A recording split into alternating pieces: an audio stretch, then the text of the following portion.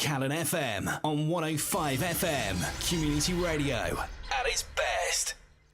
Good afternoon. You're listening to the Indie Author Show, and I'm Sue Miller, your host. I'm at the Callan FM studios and really looking forward to Christmas. My author today is Sarah Parkinson. Hello, Sarah. Hello, Sue. How are you? I'm not too bad, thank you very much. Well, this is your first book that we're going to be talking about, The Shoe Foxes, and you've got some foxes in the... Of course, courtesy of Mama P. Yes. My mum. Yes, they've got three lovely, fluffy foxes. Three fluffy foxes. Fluffy foxes. So we'll be taking a photo of them and putting them on our Facebook page. But Sarah, she this is her first book, actually. When you decided that you were going to do it, boy, did you do it. I wanted to go all in. When did I meet you? I think it was September, wasn't it? Yes, I think it was. So, yeah, for the team author course, which was fantastic. I pretty much at that point I'd had the story and the rhyme and everything all pretty much there, and I'd started on the illustrations. And at that point, I just wanted to get everything out and done before Christmas. I just suddenly had a real fire in my belly after going to your course. And I think just meeting the other authors there as well, that always helps. So you are a bit different to a lot of our authors in that you are an illustrator as well as the author. So let's talk a little bit about your background, and you've got obviously a really real talent for illustrating. Have you always done that, or what have you been doing in your time? So I've always drawn, painted, done whatever it is with whatever I can get my hands on, really. My mum was a massive inspiration to me when I was younger, because she did an awful lot of painting as well, and she was a fantastic artist as well. Wow. And she's brilliant. I would love to be able to do that. I know. Well, it's just one of those things though where it comes with practice. It's just one you just crack on with it and enjoy it and enjoy the colours, which is why it's just important for kids to do a bit of this as well, which is I'm hoping next year I'll be able to bring in some workshops with kids as well, working around the shoe foxes and how to do their own, and just do it. And it's dead easy. It's dead easy to be able to once you know how. You can absolutely do it. That was the workshop that you came on was going into schools and what you needed to do, and kind of all the practical things as well as how you present. So,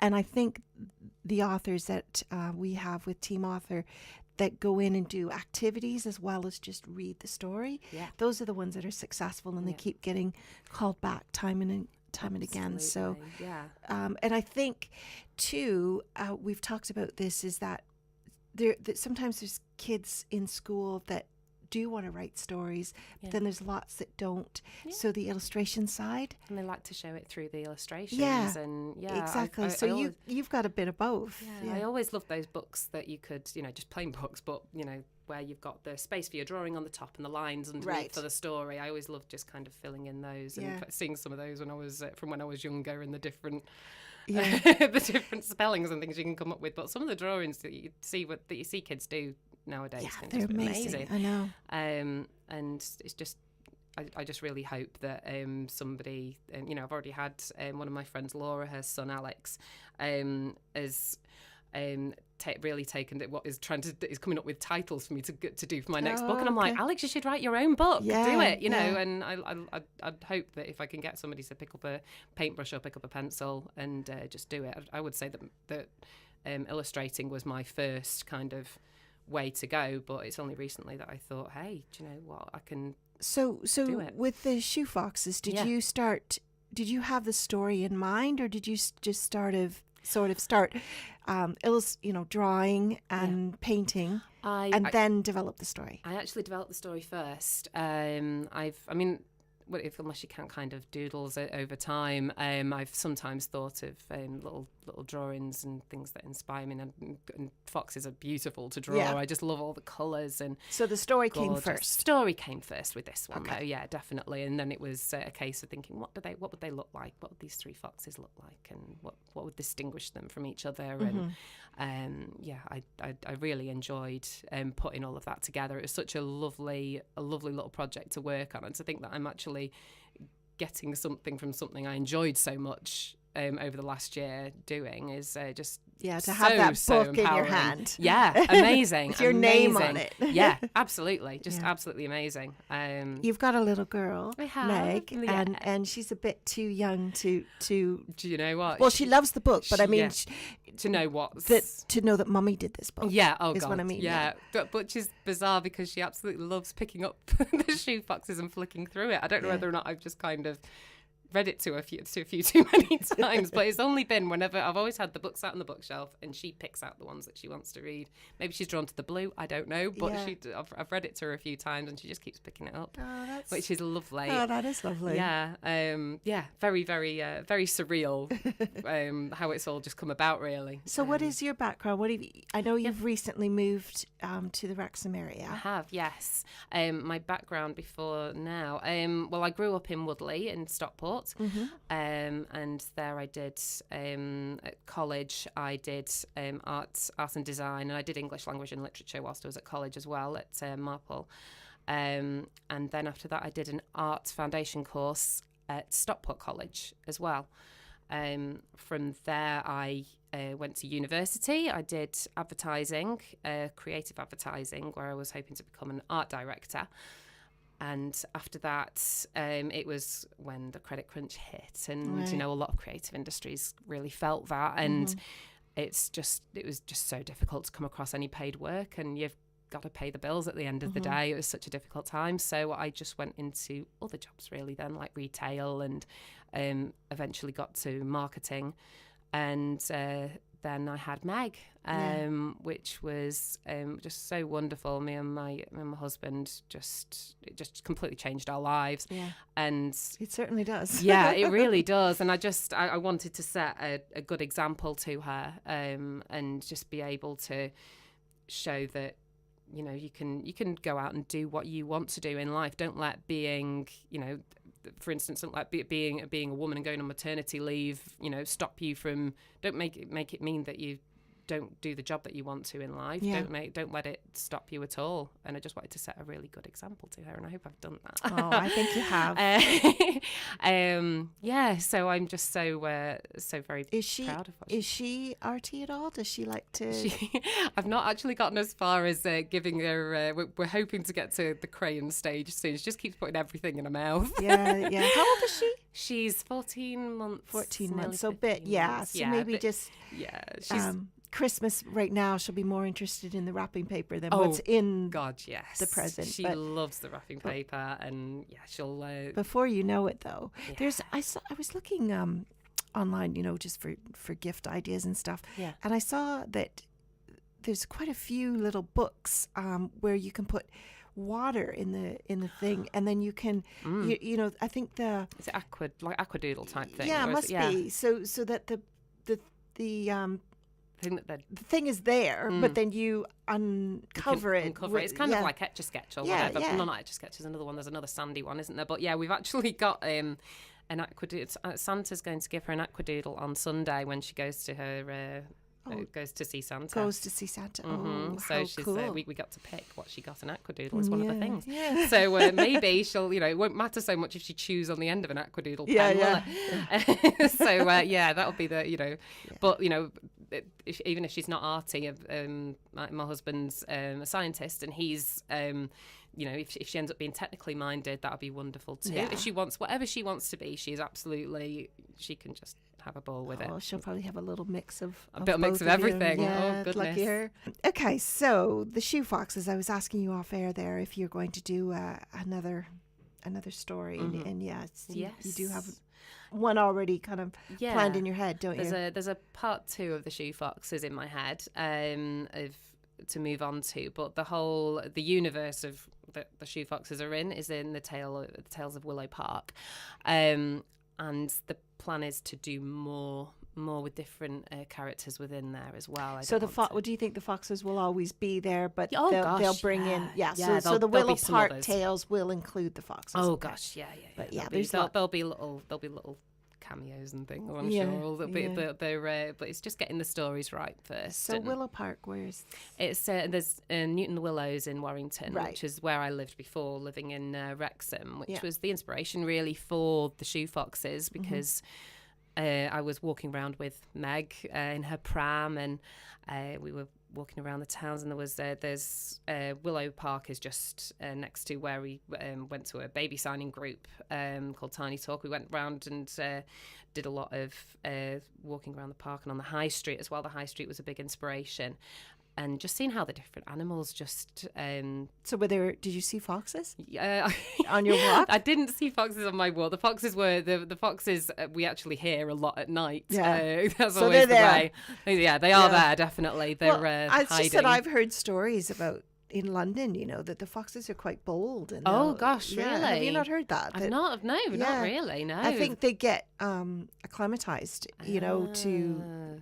used to humans. Yeah. Yeah. Yeah, Gosh. so I've not so much recently, but I did in the past. So I was wondering, and I have seen a few pictures on Facebook and stuff where people have gone for a walk and then they've, mind you, the fox has been in the distance, but they're just so beautiful, aren't they? I've just always found them really, really gorgeous to look at. And these fluffy ones that you've brought in the studio today, I love them. Oh. They're so sweet, aren't they? They're just so soft. And they're going to be coming along with me to readings. I've got a couple booked in next do week. you? Yeah, next week I'm going to go and do a reading at Newton Willows Library on Friday next week. There's going to be a little Christmas party. There's going to be there's a reading at there's a group at 2:15 in Newton Willows Library. And I'll do my read my book at the end of it, and the foxes will be there. And so, is that going to be your first one? That'll be my first one. Yeah, I think so. Yeah, there's, I was hoping to go to Wrexham beforehand, but I'll see how I've been. Meg's not been too well recently, with cold and teething and all sorts of things all happening at once. It's always just as you're busiest, isn't it? It's always the way with parenting, isn't it? But we've it's all a bit busy at the moment. I didn't want to kind of make life a bit too chocker, really, which is the beauty of having control over what I'm doing, really. Well, your book is on Amazon as well, so anybody wants to look for it. So it is The Shoe Foxes, and by Sarah Parkinson, written and illustrated by Sarah Parkinson. So I've only got one other author that's actually written and illustrated, and that's Debs Green-Jones. So shout out to Debs. She's fantastic. It was lovely meeting her as well in the run up to building the Shoe Foxes, because it was because we all attend. I pulled you into the Biz Mums group as well. Absolutely. So Biz Mums is all over the country. So if there's any mums out there that think, well, I'm at home with toddlers, that's basically why Biz Mums was set up, to allow women to kind of get out and network. Maybe you've got whatever kind of business it is that you're working on from home. It's just lovely to be able to meet other adults. Exactly. Other adults that just want to. There's getting out of the house, but if you want to start a business, if you want to, it's just great. There's just so many inspiring women to meet at these things that just do so fantastically well. It's not seeing excuses around. You're just seeing them as challenges to get around, and it's just so inspiring. Because you can bring your children. That's the whole point of Biz Mums. They meet in play barns. So, anyways, there's quite a few. Because I've been in Biz Mums since the start, so there's quite a few Biz Mums who are authors as well. So kind of we work well together. So, okay, let's just maybe, do you want to just give a little bit of a hint of the story, what the story is about, and this lovely, beautiful shoe? So why are these foxes attracted to the shoe? Why are they called the shoe foxes? They're called the shoe foxes because they see the shoe glittering in a shop window. I can read you a bit from the back, just to give you a bit of an idea.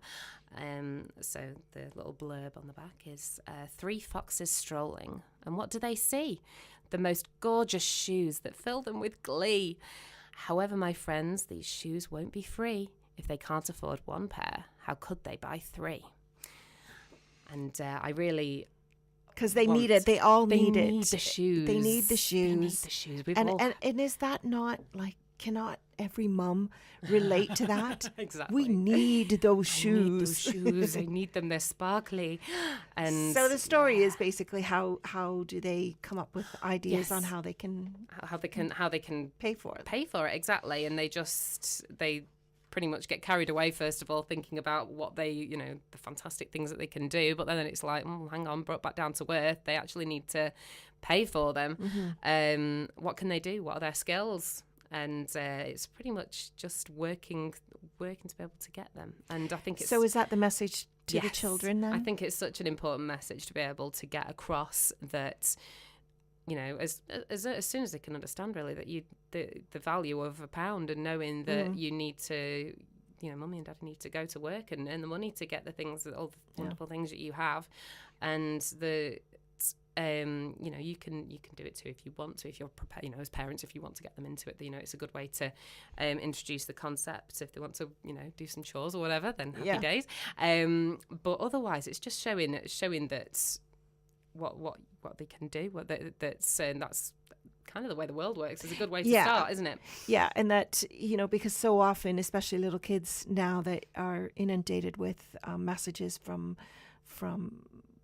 television or apps that they're seeing or whatever. Everything is advertising. You worked in advertising and marketing yourself, and you know that everything is driven to kind of push this need to want stuff. So the sooner that we teach these kids that, yes, I know that's lovely, but we need money to buy that. Exactly. So between want and need, isn't there? It's and if you really want that, then what do you need to do to make it happen? And I think there's a lot to be said in life with that. Well, I love this story because it's not really in your face. It's the whole message is very subtle. Yes. But the more that you read it, I think the more that it sinks in, and perhaps that comes from your marketing and advertising background, is that that subtle works and in your face doesn't work. So it's beautiful. I just love the blue shoe, and it's just but this time at Christmas too, we see lots of sparkly shoes out there that we as mums want, don't we? Of course we do. And I think you've got to embrace the sparkly shoes whenever you can. I'm really chuffed. This is what we call a toddler book. So it's a picture book. So it's the square, lots of pictures, not too many words, because most of the time for these kinds of books, you are reading it to the child. But then I find the more that you read the stories, then the children start to remember.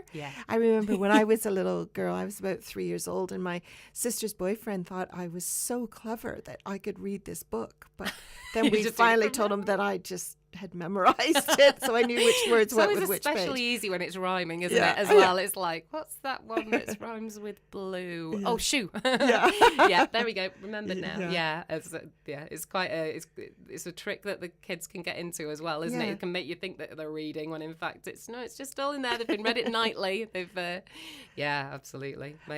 Before we go to another track, tell me what, and we'll do this again at the end, but just tell me what your website is and how people can find you on Facebook. Absolutely. So my website is www.sparkyauthor.com, and if you search Sparky Author, all with no spaces, you can come across most of my channels on Google. So I'm on Facebook and Twitter as Sparky Author, or Instagram as Spark Author, because somebody already had Sparky Author. Oh, really? What? I know. I'll have to pay him some money or something and get it for myself. That's annoying, isn't it? I know. I was very, very annoyed. Sparky was kind of your my little nickname, wasn't it? It's good to make use of it. Now. No, I love it. Further on in life. Yeah, it was always when I was younger. Yeah. Okay. So Sarah's been talking to us a little bit about the book and the shoe foxes, and she's going to be doing more in the series of Tales from Willow Park. That's correct. Yeah. Yeah. But so I want to talk to you a little bit about the theme of the book, but let's. As I was saying to you, I don't really understand illustrations at all and how you do it, but because I know some of our illustrators actually do it on a computer or an iPad or something like that. So, but you are a bit more traditional. I am. I think that it's very important to keep paint in the mix, I think, and I've worked primarily with acrylics, but a little bit with watercolour in illustrating the book, and it's just as simple as painting it onto A4, and then you scan it in. I didn't scan it actually. I intended to scan it, but it actually came across with much better quality by taking photos just with my phone. Oh wow! As simple as that. I know. It's just that's just what technology's done nowadays. Really, is it's just overtaken everything really. So you take you draw each page Yes. on an A4. Yeah, I mean, pretty much. Yeah. I mean, there's some parts. I mean, to give myself a bit of creative license as well to be able to. So I fill in, say, a part of a page of A4, and then if I need to extend it, if I decide when it comes to putting the book together that, do you know what, it would be better on the left hand side of the page or whatever, I would use Photoshop to get that extra bit of texture on the other side, or just working what I needed to do to get it looking the way that I want it to. And then you would just take your phone, once you had this flat piece of A4 with the drawing on it, then you would just take a picture of it. Take a picture in the important part is with daylight, definitely. Don't do it inside, and with do it next to a nice bright window, and just get a good strong bit of daylight on it, and then perfect. You could manipulate it in Photoshop a bit. Yeah, that's what you did. That's it, exactly. Yeah. It's, so have you known Photoshop for a while? Have you used it? That came from advertising, actually. Okay. From putting ads and things together, and putting portfolios together for the creative advertising course that I did. And it's funny how the skills that you pick up in life can kind of come back and help later. It's it's been really, really helpful. Photoshop, has to be said.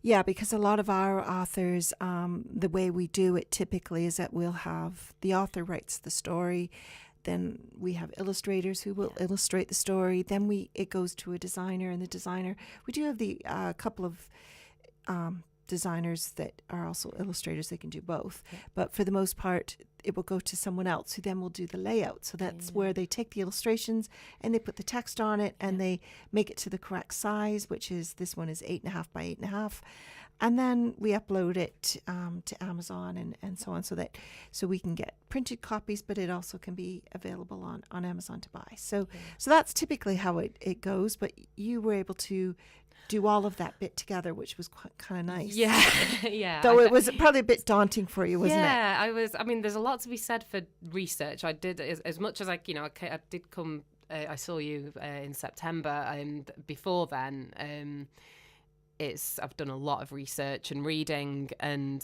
seeing what the best way is to do things. Whether I should be taking pictures of I found that from Google. That taking pictures is a great way to get it across. The best way to put the book together, the best way to you just use that. I've completely forgotten my point now. It's all gone. But it's just just how you got through the process, and that's kind of what helps. Just research massively, and that's what Team Author is good for as well. In that we've done a lot of this, so we can answer your questions. However, I wouldn't have known the one about taking a photo of the image bit unorthodox, as opposed probably. to scanning it. That's interesting. Yeah, well, it's getting texture and things across as well. I think that a lot of that can get lost in a scanner, and even just from the front cover, and you see just like the small bits of detail from the paper. I think is just a lovely. I noticed touch. that. When I was going to ask you that actually, because you'd open this book and it does look like texture. Yeah, and I just really love texture. I love, and I hope to keep that. And you think this is a one-dimensional book, so how can there be texture in there? But it really works. Yeah. It really is cool. So how much of this, of this texture, did you have to manipulate in Photoshop? Or and there's some pages, like there's a page that you're on now, which has got the three foxes reflecting from the shoes, looking at the shoes after they've spotted them, and there's quite a textured page. I've had to manipulate the other side because, say, there would be like a slight corner where it's not, where it didn't quite stretch. Where I just had to kind of use for the Photoshop geeks out there, use the clone tool to just kind of move it over a little bit further. But for the most part, this is your texture, and then it showed up. Oh yeah. I just find working with what's there already. I find that amazing. Thank you. So how did you have to do tons of changes to it? Were you one of these? I mean, I have authors that will change and change and change and change and change. So from a writing perspective? Both. Both. From your point of view, did you think, oh no, that's not good enough and I've got to do it again? I'm a perfectionist as well. I think there's a part of me, that's probably also part of me that kind of wanted to do everything, was because I was just like, I'm a bit of a, I just want to make sure everything's just so, and I can shout at myself if I get it wrong, or I don't want to shout at other people. I think it's horrible. So I'd much rather just kind of keep myself looking after it all. And when it came to seeing anything that came up where I wasn't quite happy with it, I would just go back to the drawing board where necessary, because there was some edits, because Sue Miller is my editor and she's absolutely fantastic, and picked up on a few bits where it just takes a bit of a fresh pair of eyes to look at it. And just to kind of go, because I remember the ending that I had at the time and I sent to you, and I remember thinking like, it's not right, the ending paragraph isn't, the ending verse isn't right. And you picked up on it, and I was like, do you know what? I'm just going to throw out that and just completely do a fresh one and just see what happens. And it's amazing what you can kind of set your mind to when you need to get a job done. And when it came to actually, I've just cracked on with it. Whenever there's been anything to change, I've just thought, right, do you know what? If it's going to bug me now, it's really going to bug me if it's in a book at the end of it, and I'm stuck with it. So. And as long as the process is fun and you're not, stressing out about it. And I think sometimes people put such short deadlines and say, this has got to be done. And then it just adds so much pressure. It adds pressure to everybody. Yeah. The whole process is pressured. So you were pretty relaxed about it. It was like, okay, you had a goal in your head that you wanted to have this out for Christmas. But I think you also were realistic in that, well, if I'm not happy with it, I'm not going to put it out just for the sake of putting it out for Christmas. Exactly. Because children, books aren't just for Christmas. Books are for year round. Exactly. Yeah. You have to look after them all the year round. Yeah. And I'm proud of what's come out of it. I'm very, very proud of it. And if it weren't for that, it's there's little things like the way that the foxes hold their front paws. I got it wrong on one of my drawings, and my husband pointed it out to me, and I was like, oh my God, I've just spent all this time painting these foxes, and they were just completely wrong. It was like they had 4 legs. It was just bizarre, rather than having the on the first page you'll see what it kind of looks like. And I just thought, and at the end of it, I was really like, Chris, why have you brought this up now? And I just redid it. And I thought, no, if it's bugging me now, if I'm seeing it now, I need to just redo it. Yeah. No, and that's good. So, tell us again what your website is, because I really liked how, is it still on there? Yeah. Where you did, I don't know how you did it, like a little video of drawing it. Yeah. How is that done? So pretty much, it's a bit bizarre. I've got a net rod, like a tension rod. Yes. That's kind of set up between 2 walls above my desk. Okay. And my camera is set up above that, so that's kind of like keeping everything steady, and so I'm not nudging into it or anything. Yeah. And I just pretty much for that one, I filmed for the first video, I filmed the whole process. It was 2.5 hours, I think, to do that 1.5 minute video, something like that. Right. And is it an app that condenses it, or how does it? Yeah, it was a bit of a strain. The perfectionist in me is almost ashamed to tell you the lengths I went to get that video to come to light. But yeah, the better way to do it in future for everyone: do not film it. Just get pictures taken every 5 seconds or whatever. Yeah. Don't video it. I ended up having to go through the whole thing and just taking little screenshots every to get that video to go together. So you could then just take pictures and then and then is there an app? You just need to keep there probably is an app. I did it on what's it called? Something Pro. So it's the Adobe. It's an Adobe. It's an Adobe product for putting the. No, I was just curious because what it did was it just showed the whole process from start to finish. Yeah. And that is on your website still. It is on my website still, and my it's on the top of my Facebook channel as well. It's on there as well, and on I have a YouTube channel as well. But it's the only video there. But the reason I bring that up is and I'm glad you were honest about it, because it's something that you did and you really wanted to do. Yeah. You probably did it the long way round. Oh God, yeah. And that's the thing. But that's fine. Yeah, you'll do it differently the next time, you know. This is how you learn, isn't it? Just through doing. You don't, if you start this is what stops people from bringing things out and stuff. People who think, oh, I've always fancied writing a book, but then they think, oh no, I'm just going to do it wrong. And, or, you know, you've just got to do it. You've just got to get on with it and learn. And, you know, there's times when I've thought, this isn't good enough. This isn't good enough. You know, every author I talk to, I mean, without fail, every single one will say that their third, fourth book is way better than their first. Yeah. You know, but who cares? You just gotta there's learn. Always got to be a first. Yeah. You can't get to a third or fourth or a fifth book until you do your first book. Exactly. Right? So you just need to be proud and just show that it just shows tenacity and that you're doing it. So great. When you find a better way to do that little video, I'm going to do tutorials. And things and, absolutely. I'll be going up on my site. So cool. I'm hoping that'll be something for the future. So that's sparkyauthor.com. Sparkyauthor.com or Sparky Author on Facebook and Twitter. Sarah, something that is important to you is kind of the gender, you know, aspect. Especially probably, maybe I'm wrong, but has this kind of become more important to you since you've had a child? Yeah, or was it specifically always having a girl? Yeah, definitely. I want to make sure that she grows up in a world where she feels that she can do whatever she wants to and is not held back by her gender. And the same goes for boys. If I you know, there's a time when you're pregnant and you think you might have a boy, and I also think that it shouldn't be, boys also shouldn't be feel that they can't be feeling emotional. They shouldn't be allowed to cry. They shouldn't wash up or anything like that. Everyone should have the right to all of those emotions. So when you were developing the foxes, the three foxes, did that come into your head straight away that you didn't really want them to be a boy or a girl? Or I wanted them. But the good thing about foxes is that you don't really necessarily assign them a gender. I think they're quite unique, I guess, in that way. I wonder if all animals are necessarily that way, but I think it's nice that I did think about that with the she foxes, and there's only one point in the book where it actually says a gender, and I think that it's good to.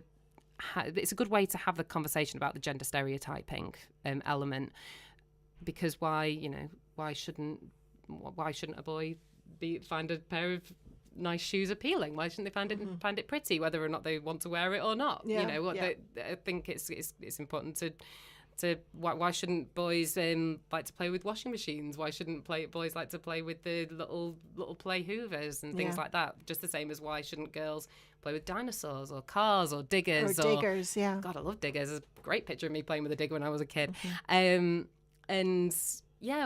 This was a child, like a small digger in the garden. It wasn't anything bad. So I'm not even my parents sound terrible. It was when we were having the garden done. I know. Sounds terrible, I know doesn't it? But you know what I mean. They just letting me loose on heavy machinery. But we, I think that it's important for play and for creativity for them just to be able to explore these things and just to play and just have fun with it. And there's a great website called Let Toys Be Toys, which talks about stopping toys and publishing companies from limiting children's interests, which is what this is all about, really, and getting them to make things not just available for boys and not just available for girls, just like in John Lewis recently that did had the clothing lines and made them for just children. They didn't have a boys section and a girls section. They just had it for everybody. So when you go in, say, to a bookshop, that there's not these books are for boys and these are for girls, that it's just all mixed together and let the children choose. It's daft when you've got titles where it's just like, unicorn stories for girls or whatever, when they've got titles like that, and it's just like, oh my God, why can't the boys like it? What's up with that, well, it's the whole colour thing too, when they're babies, it's pink is girl and blue is boy, and exactly. it's daft, isn't it? And I think that it's a good way to set up for the future, isn't it? And getting them in a place where they can feel that they can do whatever they want to do. Why can't they? Just when it comes to toys, there's enough limitations in life without enforcing these stereotypes out there. So Well, I think with animals, that's kind of an easy one to really be gender neutral with. You know, as soon as if you introduce humans into your book, then obviously they are going to be a male or a female for the most part, right? So so when you do more books, you're going to be introducing more characters, more woodland type characters, so some of them, well, I don't know. It depends on the story. It depends on the story. story. If it's like, I mean, I don't have anything against it, gendering them if it's not really, if it's not. But with this particular book, I was just kind of like, why should they? Don't necessarily. I don't see them personally. I don't assign them either in my eyes. Really, there's just the one where I needed to with the structure of the sentence, and and it's but I just really it's something I felt passionate about. Yeah. So what was that website again? You said Let Toys Be Toys. They've got a great blog, and they've got like a marketplace of great books and great toys that don't necessarily push either way, and it's just a really good tool to look at. It's great, really good for parents. So what do you see in your future? Do you have a plan to have another book out? I would think you would in 2019. Yes, definitely. Do you have a goal for 2 books, or what have you kind of? I'm gonna, as an easy in inverted commas. One would be I'm gonna get the colouring book together. Okay. To push, but that's more to.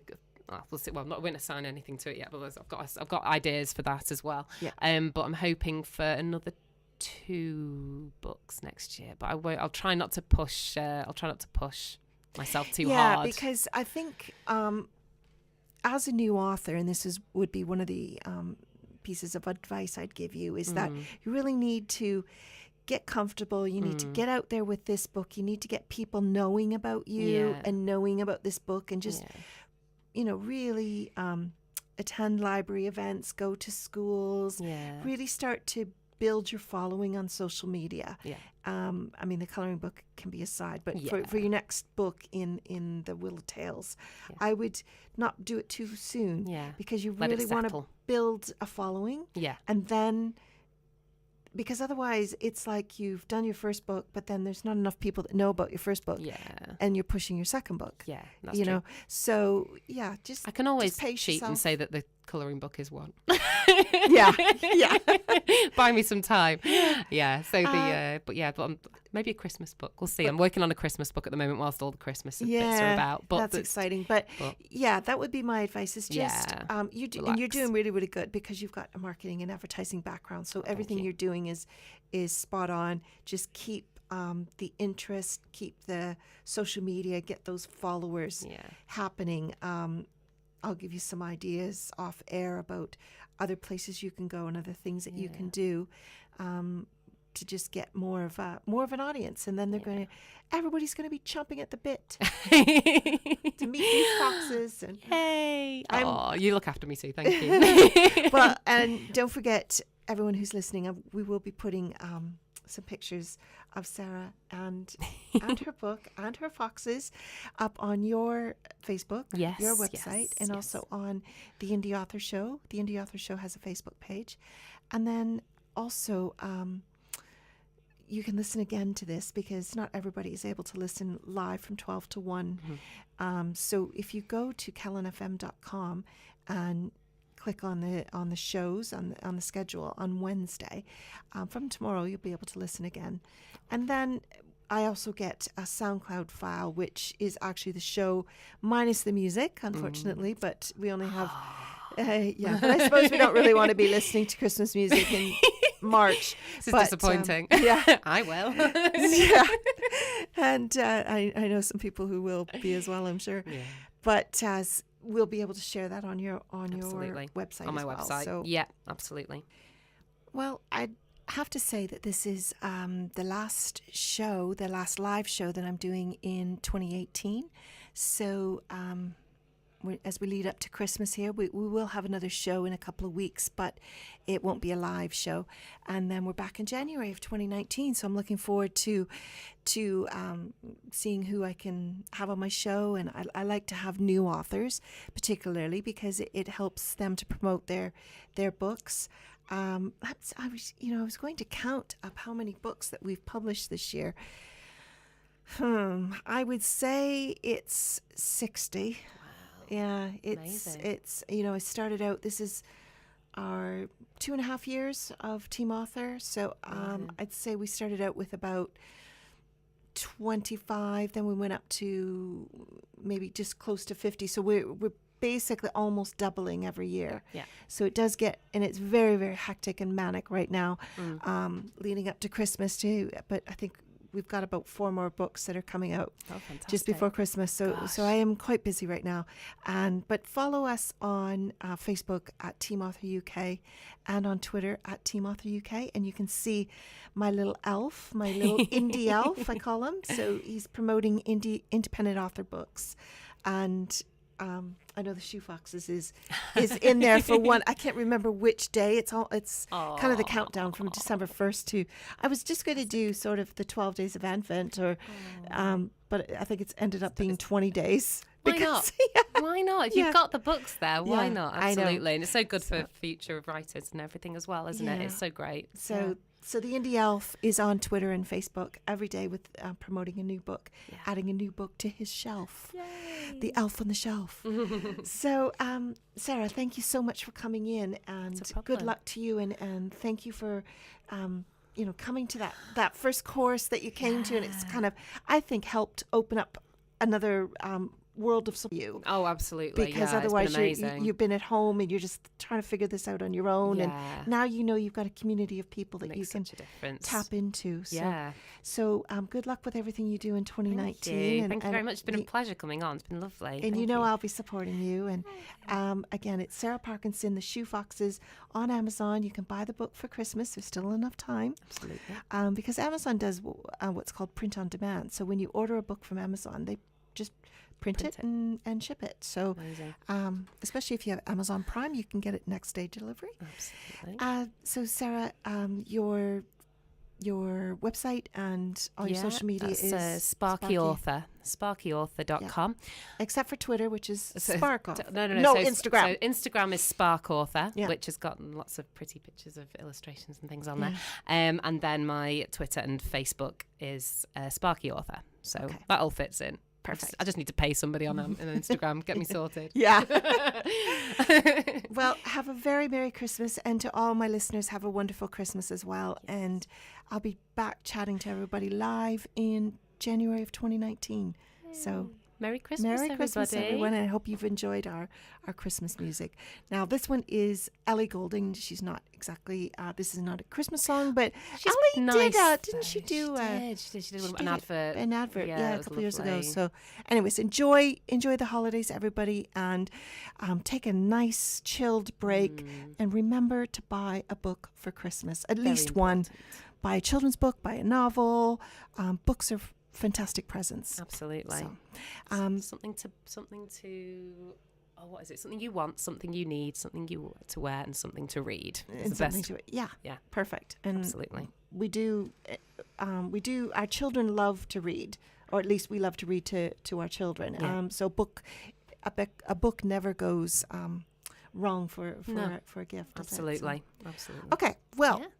I'm done chatting now, and I shall leave you to it, everyone, and have a wonderful Merry Christmas from the Indie Author Show.